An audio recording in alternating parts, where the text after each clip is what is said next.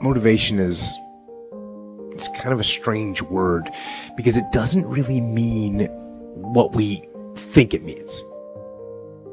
We think it means that we're fired up to do something. We think that it means we're eager and passionate to make something happen. And we think that somehow we should just be able to turn on that eagerness and turn on that passion. But we can't. Because you just can't turn on passion. You can't just turn on the desire to execute a task. So to motivate someone is to explain to them why they're doing what they're doing, how it will help them, where it'll take them, why they should continue to work and to struggle and to fight, why you are doing what you are doing. Remind yourself that this struggle, this temporary pain, this fight that you're in, this is what will make you stronger and faster and smarter and better. And then, with that motivation, go forward into the fray, into the storm, into the heat of the battle where victory is forged. What do you do on the days when you're just not feeling it? Those days when I'm tired or worn out or just basically sick of the grind. Well, what do I do on those days? I go anyways. I get it done, even if I'm just going through the motions.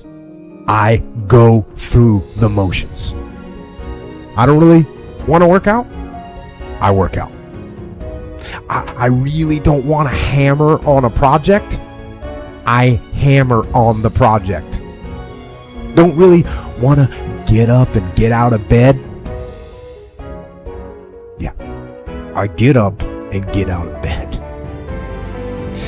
Now, these could be signals that you need some time off. And those signals might be right. They could be correct.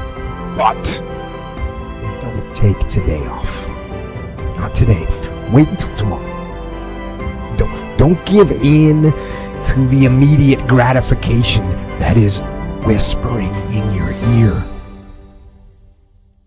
Shut that down. Do not listen to that little voice. Instead, go through the motions. Lift the weights, sprint the hill, work on the project, get out of bed. You need to get things done.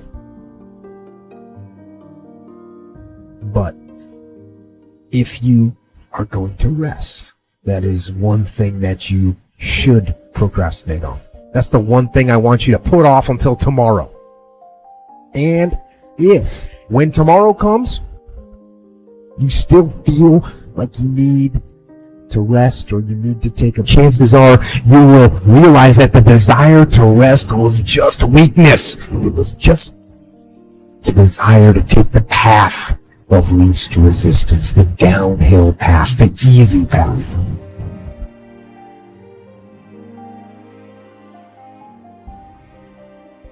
But for yourself, here's the deal. How can we inspire people and ourselves to be self-motivated? There's another word.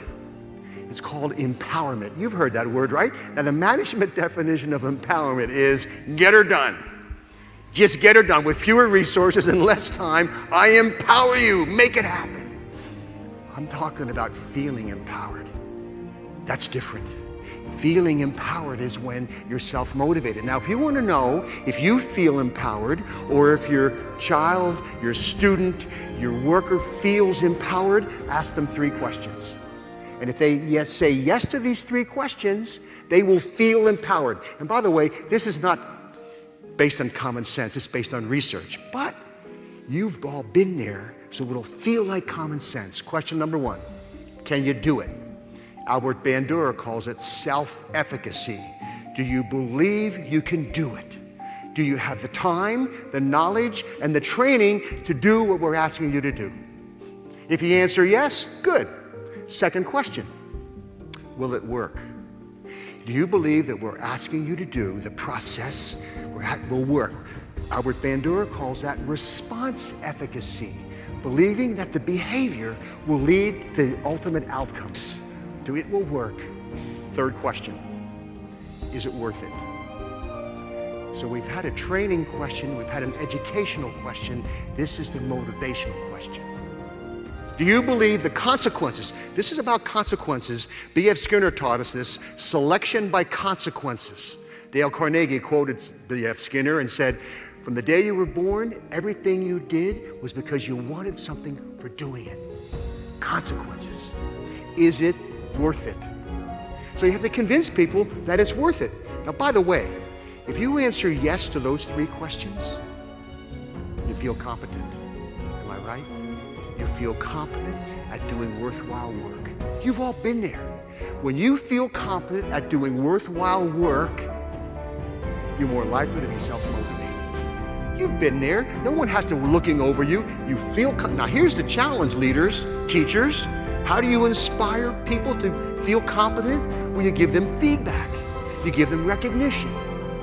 You show them they are competent. Okay, I got one more, another C word. Choice. Your common sense will tell you. When you believe you have a sense of autonomy, a sense of choice in what you're doing, you feel more self-motivated. B.F. Skinner taught us that too. In his book, Beyond Freedom and Dignity, way back in 1971, reading that book changed my life because I realized that I am controlled by consequences. But sometimes I don't feel controlled. When I'm working for a pleasant consequence, it feels good. It feels like I'm working to get something. When I'm working to avoid an aversive consequence, I feel controlled. That's called negative reinforcement. So here's a challenge, leaders. How do we get people to become success seekers rather than failure avoiders? First day of introductory psychology class. I teach 2 classes of 600 students. Maybe some of you have been in that class. And remember, the first day I say, how many are here to avoid failure? And 80% raise their hand. And I say, well, thanks for coming. I know you're motivated, but you're not happy campers. You probably told your friends, I got to go to class. It's a requirement. Not I get to go to class, it's an opportunity. You probably woke up to an alarm clock, not an opportunity clock. And it's all in how you see it. Really, it's all in how you see it. It's your paradigm. It's how you communicate to others and how you communicate to yourself. So Ellen Langer said in her book, Mindfulness, she said, and psychologists know, when you perceive choice, you perceive motivation. You're more motivated. So the deal is, for yourself, sit back and reflect. Be mindful of the choices you have. And talk about being a success seeker rather than a failure avoider. It's all how you talk, how you communicate to yourself and to others. I got a 4th C word, community. Powerful word. Psychologists know that social support is critical. People who perceive a sense of relatedness, a sense of connection with other people, they feel motivated and they're happier. I want to recite a poem. It's called The Cookie Thief by Valerie Cox. And as I recite this poem, there's only 2 characters, a man and a lady. Put yourself in the situation. Be mindful. Think about the situation and what you would do. Okay, here we go. A woman was waiting in an airport one night with several hours before her flight. She hunted for a book in the airport shop, bought a bag of cookies, and found a place to drop. She was engrossed in her book and happened to see that the man beside her, as bold as could be, took a cookie or two from the bag between. But she tried to ignore, to avoid a scene. She read, munched cookies, and watched the clock as a gutsy cookie thief diminished her stock. She was getting more irritated as the minutes ticked by, thinking if I wasn't so nice, I'd blacken his eye. With each cookie she took, he took one too. When only one was left, she wondered what he'd do. With a smile on his face and a nervous laugh, he took the last cookie and he broke it in half. He offered her half as he ate the other. She snatched it from him and thought, oh, brother, this guy has some nerve, and he's also rude. He didn't even show any gratitude. She'd never known she'd been so wrong. She sighed with relief when her flight was called. She gathered her belongings and headed for the gate, refusing to look back at the thieving ingrate. She boarded the plane and sank on her seat. Then she sought her book, which was almost complete. As she reached in her baggage, she gasped with surprise. There was her bag of cookies in front of her eyes. If mine are here, she moaned in despair. Then the others were his, and he tried to share. Too late to apologize, she realized with grief that she was the rude one, the ingrate, the thief. So where were you where were you? Whose side were you on? Were you thinking independent or interdependent? I don't blame you if you think independent. You know, that's how we're raised. Nice guys finish last. Squeaky wheel gets the grease. Got to blow your own horn. You know, independent. We come into this life of ours dependent to others, and then we can't wait to become teenagers. You know, we're too old to do what kids do, too young to do what adults do, so then we'll do what nobody else would do to assert our independence. And some of us get stuck there. We're stuck. I'll do it myself. I don't need you. Not good. We need each other. We have to have each other's back. We need a sense of community. This independence culture that we got to move to interdependent. Okay, 4 C words that can fuel self-motivation and I think can fuel actively caring for people. Perception of competence. Teach them about consequences, drive us.